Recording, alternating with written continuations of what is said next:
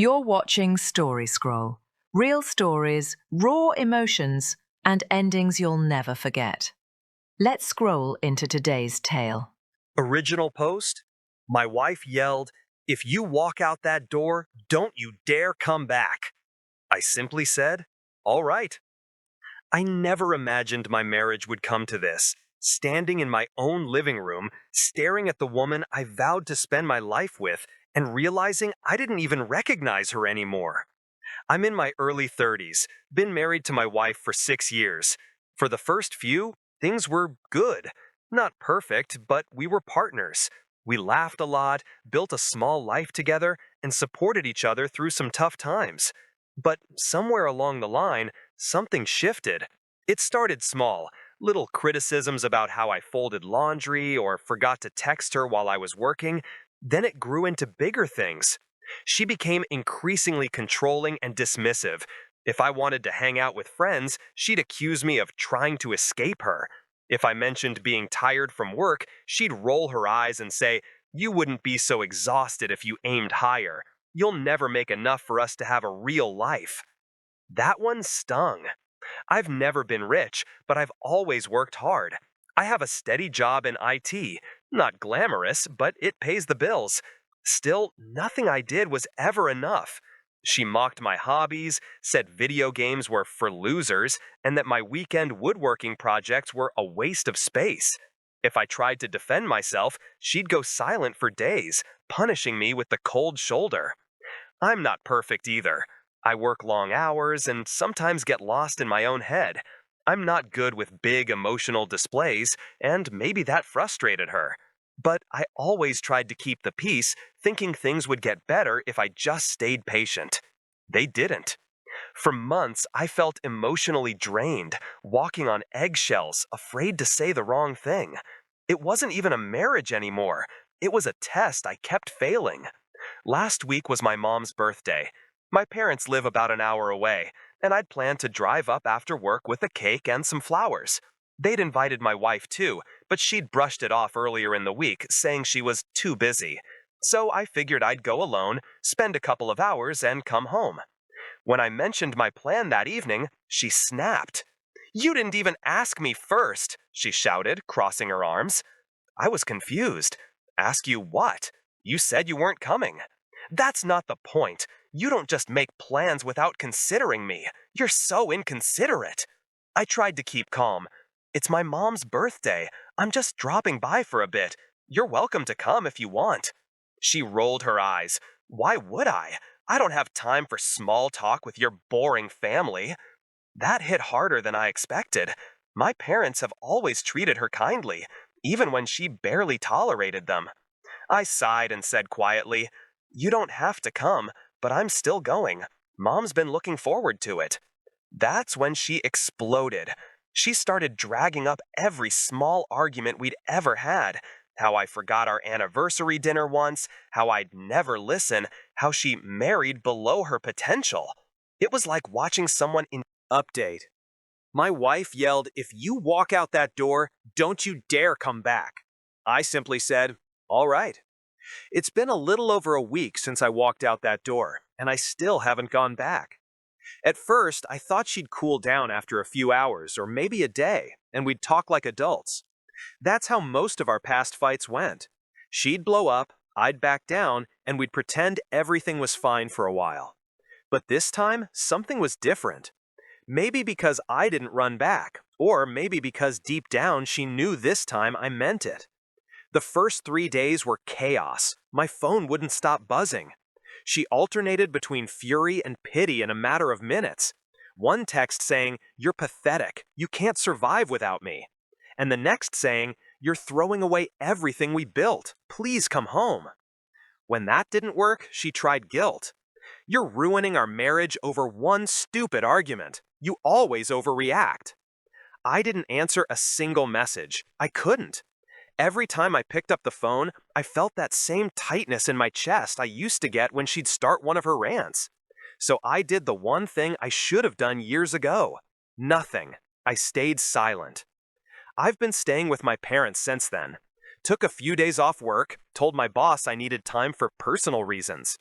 My mom keeps feeding me like I'm a teenager again, and my dad just gives me quiet nods across the table, the kind that say I'm proud of you without needing words. It's strange how peaceful it is here. No passive-aggressive comments, no tension humming in the background, just quiet. I didn't realize how used I'd become to chaos until it was gone. For the first time in a long time, I can breathe. 3 days ago, I got a message that completely changed how I saw everything. It was from Mia, my wife's cousin. We've always been friendly, not close, but we'd chat at family events. She sent a simple text. Hey, I think you should know what's being said about you. That alone made my stomach drop. Mia explained that my wife had been posting cryptic things online since I left.